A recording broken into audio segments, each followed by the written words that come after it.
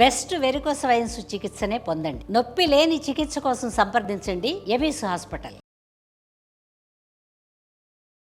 Suman TV ప్రేక్షకులకు నమస్కారం. ప్రస్తుతం మనతో పాటు ఉన్నారు బ్రహ్మశ్రీ డాక్టర్ ప్రదీప్ జోషి గారు. వారితో మాట్లాడి 2026 12 రాసుల వారి రాశి ఫలాలు ఏ విధంగా ఉండబోతున్నాయో ఇప్పుడు తెలుసుకుందాం. గురుగారు నమస్కారం. గురుగారు, శ్రీమాత్రే 2026లో కన్యా రాశి వారికి ఏ విధంగా ఉండబోతున్నాయి గురుగారు రాశి ఫలాలు? డిసెంబర్ 5వ తారీఖు 2025 రోజున ఆ రోజుటికి గ్రహస్థితి ఏముంది, డిసెంబర్ 6వ తారీఖు కింద లెక్క వేసుకుందాం. ఆ రోజు గ్రహస్థితి ఏదైతే ఉందో ఆ గ్రహస్థితిలో ఉండేటువంటి మేజర్ 4 గ్రహాలు జూన్ 3వ తారీఖు వరకు ఆ గ్రహాలన్నీ కూడా అలాగే ఉంటాయి, ఏ మార్పు ఉంటుంది. జూన్ 3. సో ఫస్ట్ మిథున రాశిలో గురుగ్రహం ఉంటాడు, మీన రాశిలో శనిగ్రహం ఉంటాడు, శతభిష నక్షత్రంలో కుంభరాశిలో రాహుగ్రహం ఉంటాడు, సింహ రాశిలో కేతుగ్రహం ఉంటాడు. ఈ 4 గ్రహాలు 2026 మొత్తం కూడా ఇట్లాగే ఉంటాయి. ఒక్క గురుగ్రహము జూన్ 3వ తారీఖు తర్వాత గురువు కర్కాటక రాశి లోపలికి ఎంటర్ అవుతాడు జూన్ 3 తర్వాత. కాబట్టి ఇప్పుడు నేను చెప్పే రాశి ఫలాలు ఏంటంటే 2026 డిసెంబర్ 5వ తారీఖు 2025 నుంచి మొదలయ్యి జూన్ 3వ తారీఖు 2026 వరకు ఈ రాశి ఫలాలు వర్తిస్తాయి. గుర్తుపెట్టుకోండి. మళ్ళీ జూన్ 3వ తారీఖు తర్వాత మళ్ళీ మొత్తం స్ట్రాటజీ మారుతుంది. మళ్ళీ అప్పుడు ఇంకొక రాశి ఫలాలు చేస్తాను. అప్పుడు అది కూడా 2026, కాకపోతే హాఫ్ ఆఫ్ ద 2026 ఒక వేరియేషన్ ఉంటుంది, మళ్ళీ 2026 హాఫ్ ఆఫ్ ద వేరియేషన్ వేరే ఉంటుంది. అప్పటి వరకు ఇప్పుడు స్టార్ట్ అయిపోతుంది. ఇవే రాశి ఫలాలు మారుతాయి.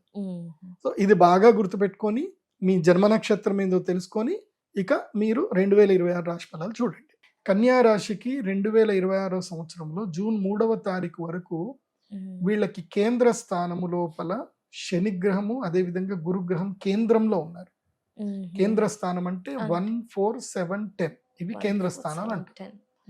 సో అంటే 360 degrees లో మనం చెప్తే 0, 90, 180, 270 degrees అనమాట. సో కన్యా రాశికి ఏంటంటే కరెక్ట్ గా 180 degrees ఫోకస్ లో శని ఉన్నాడు. శని తీక్ష్ణ దృష్టి కన్యా రాశి మీద ఉంటుంది మొత్తం. ఓకే, దశమ స్థానంలో గురువు ఉంటాడు, గురుగ్రహం వచ్చి దశమంలో ఉన్నాడు. సో వీళ్ళకి ఏం జరుగుతుంది అని అంటే ఫినాన్షియల్ ఫ్రాడ్స్ జరుగుతాయి వీళ్ళ లైఫ్లో. కాబట్టి ఇప్పుడు డిసెంబర్ 5వ తారీఖు నుంచి మెయిన్గా శివరాత్రి వరకు బ్లాక్అవుట్ అయిపోండి, కనబడకండి, ఎవరికి కనబడకండి. ఈ టైం మీరు ఎవరితోటి మాట్లాడినా ఏం చేసినా ఎవడో ఒకడు వస్తాడు మీ ముందు కూర్చుంటాడు, సార్ ఇది పెట్టండి సార్ మీ లైఫ్లో టర్న్ అయిపోతాయి అంటాడు. ఏం టర్న్ అవుతుంది, కింద పడతారు తప్ప ఏం ఉండదు. కాబట్టి శివరాత్రి వరకు మెయిన్గా, నేను ఉగాది వరకు అనుకోండి, జూన్ 3వ తారీఖు వరకు హైడౌట్ అయిపోండి, మొత్తం ఎవరికి కనబడకండి, లైఫ్ని ఎంజాయ్ చేయండి.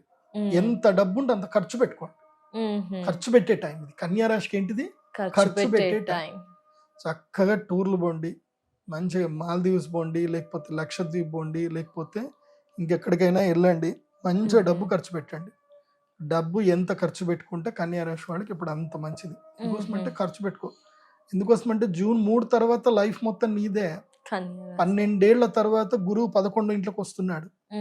సో జూన్ 3 తర్వాత నీ లైఫ్ మారిపోతుంది, విపరీతమైన డబ్బు వస్తుంది. ఉగాది వరకు ఖర్చు పెట్టుకోండి, ఉగాది తర్వాత వసూలు స్టార్ట్ అవుతుంది. ఉగాది తర్వాత ఒక 3 నెలలు రీసెర్చ్ చేసుకోండి, జూన్ 3 నుంచి సంపాదన స్టార్ట్. కాబట్టి కన్యా రాశి వాళ్ళకి ఏంటంటే ఎస్కేప్ అయిపోండి, హైడౌట్ అవ్వండి, బాగుంటుంది. శని దృష్టి కన్యా రాశి వాళ్ళ మీద ఈ సంవత్సరం చాలా ఎక్కువగా ఉంటుంది. దానివల్ల ఏమవుతుంది అంటే వీళ్ళకి నరదృష్టి ఎక్కువగా పడ్డము, ఆరోగ్యము పాడైపోవడము, అనారోగ్యం అయిపోవడము, హాస్పిటలైజ్ అవ్వడము, ఏదో మళ్ళీ తెలియదు, మళ్ళీ తీరా చూస్తే ఏమి ఉండదు. డాక్టర్లు అంటారు ఏం లేదండి మీరు బాగున్నారు అంటారు, కానీ మాత్రం వీళ్ళు ఆరోగ్యం అంతా పాడైపోతూనే ఉంటుంది. సో మానసిక వ్యధ ఇబ్బందులు ఉంటాయి. కన్యా రాశి వాళ్ళకి ఏంటంటే ఉగాది వరకు టైం బాగలేదు. ఉగాది వరకు ఏంటంటే ఫోకస్ ఆన్ యువర్ హెల్త్ మీద ఫోకస్ చేసుకోండి, మంచిగా యోగా చేయండి, ప్రాణాయామం చేయండి, బిజినెస్ మీద రీసెర్చ్ ఎట్లా చేసుకోండి. కానీ కొత్తగా ఏమైనా బిజినెస్ స్టార్ట్ చేసుకునేది ఉంటే జూన్ 3వ తారీఖు తర్వాత. వీళ్ళకి ఏంటంటే అక్షయ తృతీయ మెయిన్ ఈవెంట్. కన్యా రాశి వాళ్ళకి ఈ లైఫ్ ఈ సంవత్సరం ఏం జరుగుతుందంటే 12 సంవత్సరాలకు ఒకసారి అదృష్ట యోగము గురుగ్రహం ద్వారా రాబోతుంది. ఇది ఏకాదశంలో గురువు వస్తాడు. అన్ని రాశుల కన్నా ఒక కన్యా రాశికి ఒక డిఫరెంట్ ఏంటంటే కన్యా రాశి వాళ్ళు ఒక అదృష్ట యోగ జాతకులు అవుతారు. ఎందుకోసం అంటే వీళ్ళ జీవితంలో గురుడు ఉచ్చస్థానంలో కన్యారాశి వారికి ఏకాదశ స్థానం ఏంటంటే కర్కాటక రాశి. అది గురుగ్రహానికి ఉచ్చస్థానం. గురువు కర్కాటక రాశి లోపలికి వస్తే అదృష్ట యోగాన్ని ఎంత ఇస్తాడు అంటే నార్మల్ గా వేరే రాశిలో ఉండేదానికన్నా 100 రెట్లు ఎక్కువ ఇస్తాడు.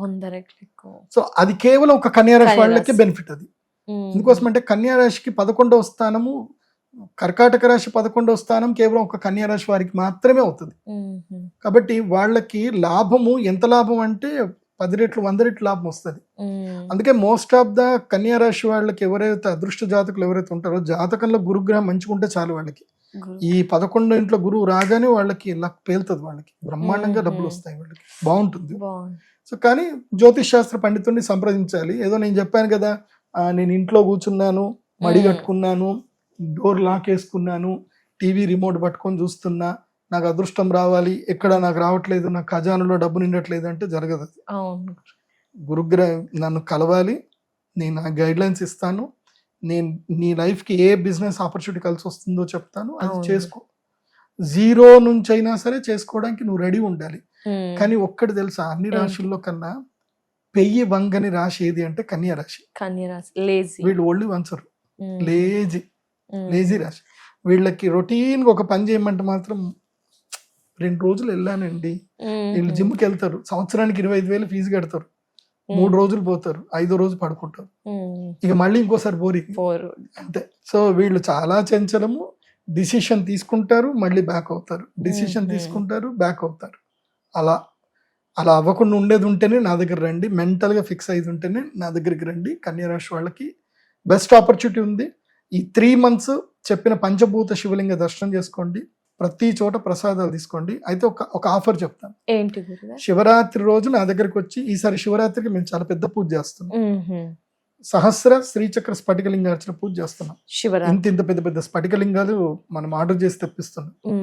ఒక్కొక్కళ్ళు ఆ స్ఫటికలింగం తీసుకొని, లేదా ఇంత చిన్నవి కూడా వస్తున్నాయి, శివరాత్రి రోజు వచ్చి నా దగ్గరకు వచ్చి స్ఫటికలింగం తీసుకొని పంచభూత శివలింగాల దగ్గరికి పోయి ప్రతి శివలింగం దగ్గర ఆ యొక్క శివలింగాన్ని అక్కడ చూపించి, స్వామివారికి చూపించి తెచ్చుకోండి.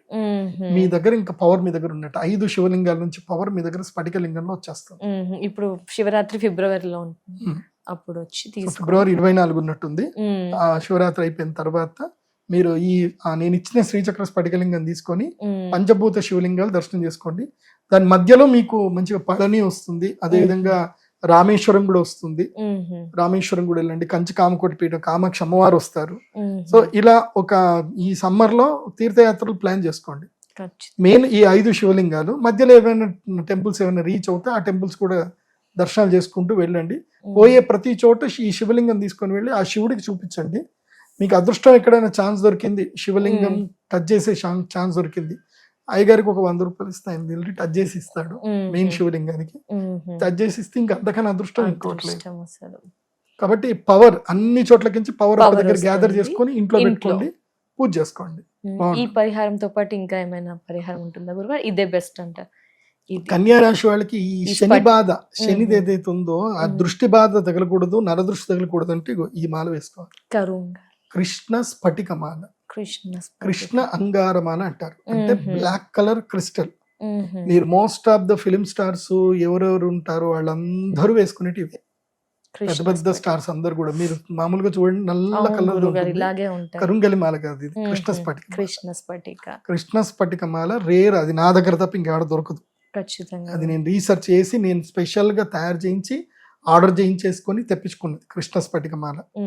ఇది కన్యా రాశి వాళ్ళు వేసుకోండి. ఇంకా నరదృష్టితో బాధపడుతున్న ఎవరైనా ఇది వేసుకోండి, బాగుంటుంది. తప్పకుండా గురుగారు, ధన్యవాదాలు, నమస్కారం. శ్రీవాదం.